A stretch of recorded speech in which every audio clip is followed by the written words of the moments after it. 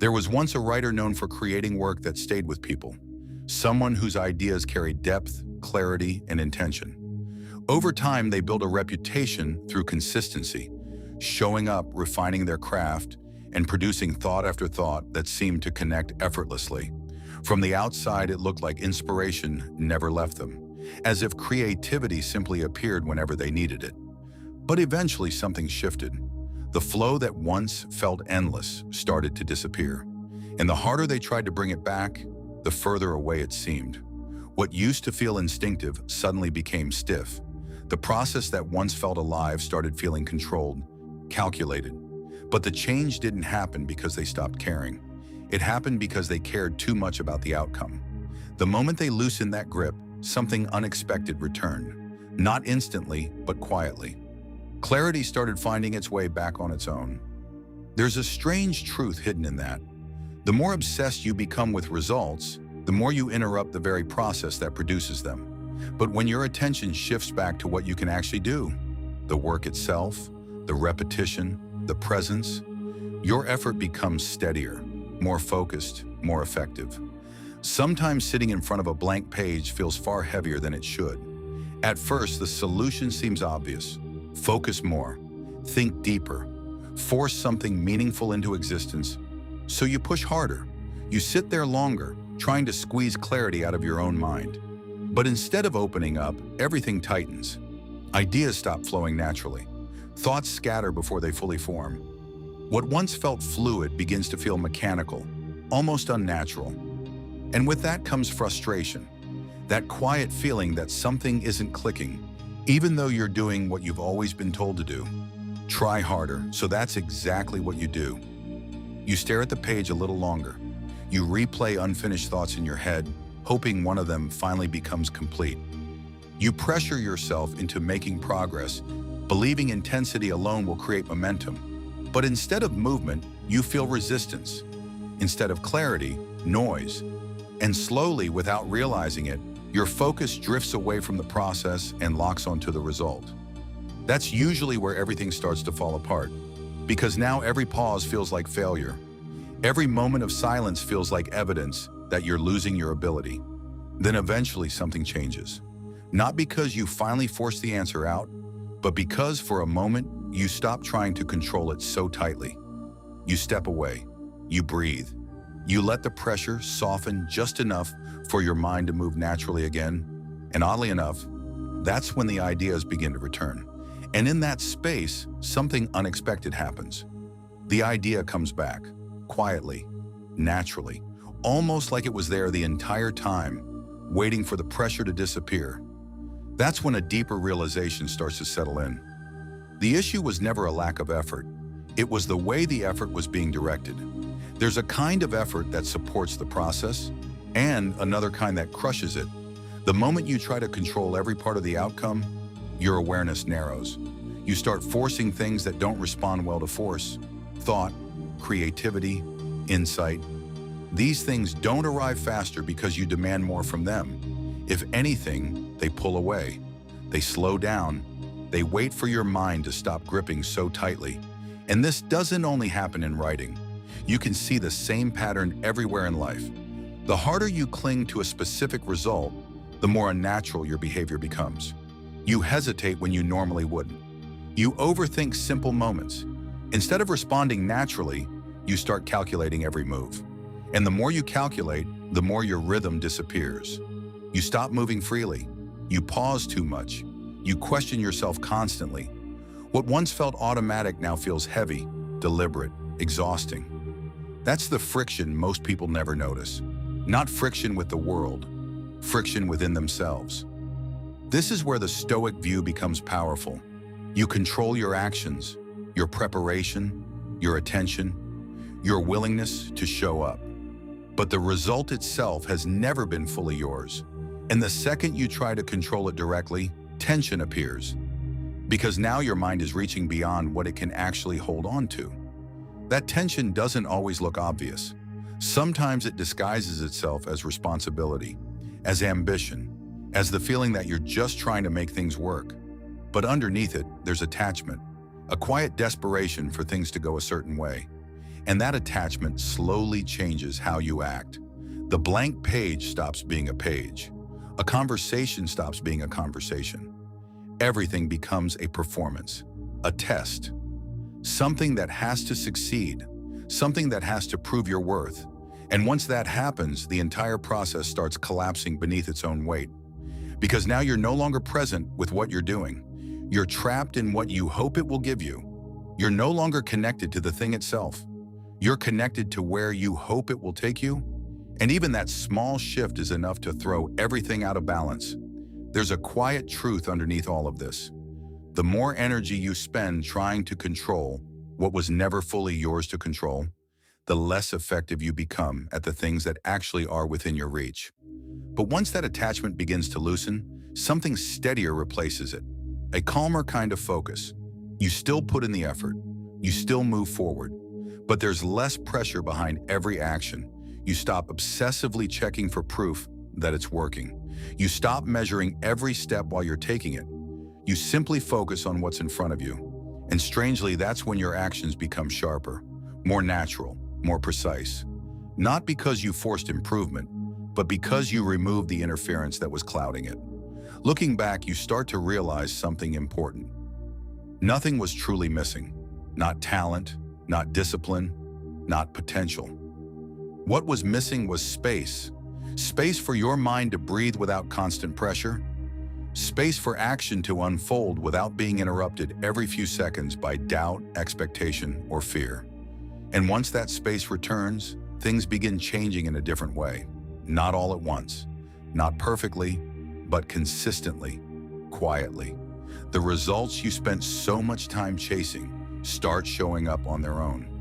Not because you cornered them into existence, but because you finally stopped standing in their way. If this perspective connects with you, then subscribing isn't just about watching another video. It's about continuing to sharpen the way you think, the way you respond, and the way you carry yourself under pressure. So if that's a path you want to keep walking, consider subscribing. Not as a reaction, but as a small commitment to a calmer and more disciplined mind. And the interesting thing is, this kind of space is easy to misunderstand because it doesn't always feel productive. It feels like stepping back, like loosening your grip, like doing less when every instinct tells you to do more. But that space is exactly what allows everything else to function the way it should. Without it, effort starts turning against you. With it, even small actions begin to carry clarity and weight. That's the paradox hiding underneath all of this. The tighter you cling to the outcome, the more distant it feels. But the moment you ease that grip, even slightly, things begin to settle into place. Not because you gave up, but because you finally stopped fighting yourself while trying to move forward. And once you notice this pattern, you start seeing it everywhere. Not just in work or creativity, but in conversations, relationships, decisions, ambitions. In the quiet moments where pressure slowly turns presence into performance.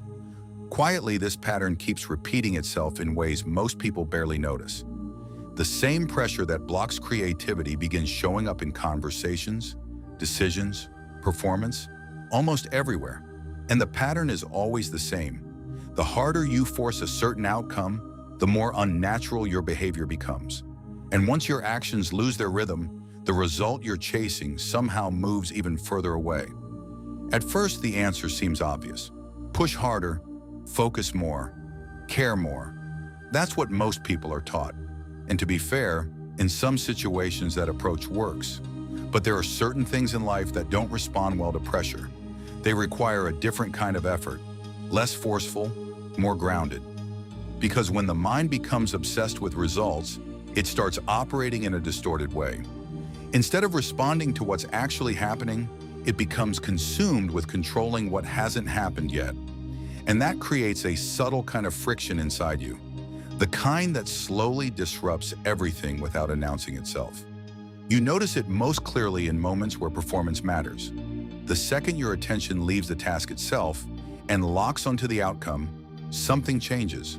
Movements that once felt effortless suddenly feel stiff.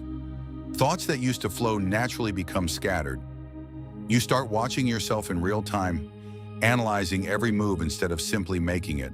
And without realizing it, You interrupt the very process that allows you to perform at your best. Your ability didn't disappear. Your connection to it weakened. That's where the real breakdown begins. Not from lack of talent, but from too much interference. The mind stops acting and starts calculating. It stops responding and starts predicting. And while that can seem intelligent on the surface, it often creates hesitation more than clarity. Every action becomes filtered through expectation. Every decision gets weighed against some future result. And in constantly evaluating what comes next, you lose touch with what's happening now. There's a line from that captures this perfectly. Make the best use of what is in your power and take the rest as it happens. Simple words, but easy to overlook. Because when your attention stays rooted in what you can actually control, your actions remain steady. But once your mind reaches beyond that, trying to force outcomes directly, tension begins building underneath everything. And that tension rarely improves performance. Most of the time, it quietly destroys it. What makes this difficult to notice is that it doesn't feel like self-interference while it's happening. It feels responsible. It feels like discipline, like you're doing everything possible to make things work. But underneath all of that effort, there's usually a quiet strain building in the background, a feeling that you're trying to keep everything from falling apart at once. And the tighter you try to hold on to control, the more unstable everything starts to feel. There's a natural rhythm behind effective action. That doesn't mean things become easy, and it doesn't mean effort disappears. It simply means the effort is grounded, directed, fully connected to the present moment. When that rhythm is there, actions flow into each other without constant interruption. You don't feel the need to monitor every step while you're taking it. You move, respond, adjust naturally. The process carries itself forward. But the moment the mind becomes overly attached to the outcome, that rhythm breaks. Instead of moving, you hesitate. You pause to question whether you're doing enough, whether this choice will work, whether it will finally produce the result you've been chasing. And that hesitation changes everything. It creates gaps where there used to be momentum. It replaces clarity with doubt. Over time, this turns into a cycle. The more you interfere with the process, the less effective your actions become. And the less effective they become, the more you feel the need to interfere. Without realizing it, you end up fighting against yourself. Not because you lack discipline or commitment, but because your effort is being used in a way that disrupts the very thing you're trying to improve. This is where awareness starts becoming important. Not as some dramatic breakthrough, but as a quiet shift in perspective. You stop trying to control every outcome, and you start noticing where your influence actually ends. You begin to understand that some things cannot be forced, no matter how badly you want them to happen. And that understanding changes the way you move through life. It doesn't make you passive. It doesn't make you care less. If anything, it sharpens your effort. You become more intentional with your attention, more focused on what you can actually do instead of obsessing over what might happen afterward. And in doing that, you remove a huge amount of unnecessary pressure that was clouding your actions all along. The effect of this shift is subtle but powerful. Your actions become cleaner, your decisions become faster, there's less overthinking, less second-guessing, not because you suddenly know exactly how everything will turn out, but because you finally stop trying to control what was never fully yours to control in the first place. You start working within the boundaries of what you can actually influence instead of exhausting yourself trying to push past them. And strangely, it's inside those boundaries that things begin to open up. There's more space to respond to reality as it is, instead of reacting to imagined outcomes, fears, or expectations. Your attention becomes steadier, more grounded in the present moment. And from that state, performance improves naturally, not through pressure, but through alignment. This pattern repeats itself again and again, not as a punishment, but almost like a signal. Every time you feel that tension, that desperate need to force a result, it usually means your focus has drifted beyond what you can truly control. And every time you bring your attention back, even slightly, that natural rhythm starts returning. So the problem was never that you weren't trying hard enough, it was that your effort was working against the process itself. Once you recognize that, the entire approach begins to change. The effort is still there, but it becomes quieter, more deliberate, less reactive. And in that shift, things start functioning the way they were always supposed to. There's another version of this that becomes even more obvious when other people are involved. It doesn't appear as writer's block or mental exhaustion. It shows up in the way someone carries themselves. You can hear it in conversations, in tone, in the way certain words are chosen too carefully.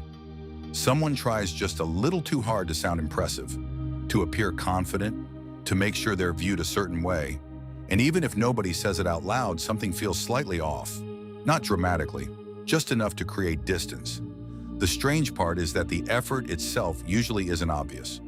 Most of the time, it hides behind enthusiasm, ambition, or confidence. But underneath all of it, there's pressure, a quiet need to be validated, to be seen a certain way, to secure approval before the moment slips away. And that pressure leaks into everything. Speech becomes rushed, reactions become calculated. Attention shifts away from genuine connection and toward performance. Instead of simply being present, the mind becomes occupied with how it's being perceived. And that's where the contradiction starts revealing itself. Because the harder someone tries to control the image others have of them, the less natural they appear. The more they try to prove their worth, the more uncertainty they unintentionally communicate. Not because they lack value, but because the need to prove it creates tension. And tension, even subtle tension, is something people sense almost immediately. It's an interesting dynamic. On the surface, it seems logical that more effort should help. If you want respect, show your strengths. If you want to be liked, present yourself well. And to some extent, that's true. But there's a point where effort stops feeling natural and starts becoming force, where genuine expression slowly turns into performance. And once that happens, the effect begins reversing itself.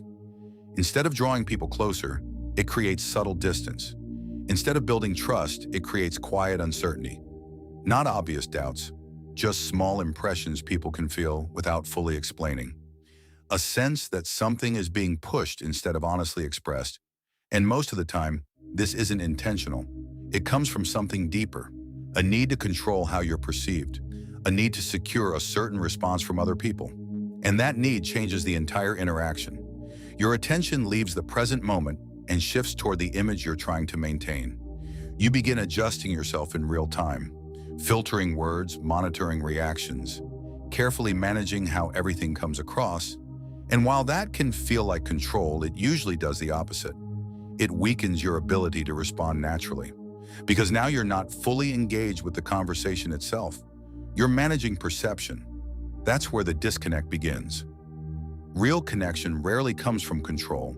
It comes from presence, from being fully there without constantly checking how you're being received. And the moment presence gets replaced by performance, something important disappears. Not in a dramatic way, but enough for people to feel it. There's a line from that points directly at this. Care more for a good conscience than for what others say of you. It's not about ignoring people or pretending opinions don't matter. It's about where your focus lives. When your attention is grounded internally, your actions become more stable, more relaxed, more consistent. But when your sense of direction depends entirely on external approval, your behavior becomes reactive. You start adjusting yourself based on imagined judgments instead of reality. And that creates instability almost immediately. Because no matter how carefully you try to shape perception, you can never fully control how people see you. There are too many variables, different expectations, different experiences, different interpretations of the exact same moment. Trying to manage all of that at once is impossible. So what usually happens instead is overcompensation. You try a little harder to impress, you explain a little more than necessary, you emphasize certain things just enough to make sure they land. But every extra adjustment adds more tension to the interaction. And over time, that tension becomes louder than the message itself. People stop responding to what you're trying to say. They start responding to the pressure underneath it. The shift away from all of this doesn't come from becoming cold or detached, and it doesn't come from pretending you no longer care. It comes from letting go of the need to prove yourself in every interaction, from allowing your actions to exist without constantly trying to reinforce them. And once that need starts fading, something changes almost immediately. There's less pressure behind your words, less urgency in the way you present yourself. You stop trying to control the outcome of every conversation, and because of that, your attention finally returns to the moment itself. You listen more fully. You respond more honestly. There's less overthinking between thought and expression, less filtering, less hesitation. And that creates a completely different kind of presence, one that doesn't need to announce itself to be felt. It feels grounded, calm, natural. Not because you're trying to appear authentic, but because you've stopped trying to appear as anything at all. People tend to notice that, even if they can't explain why.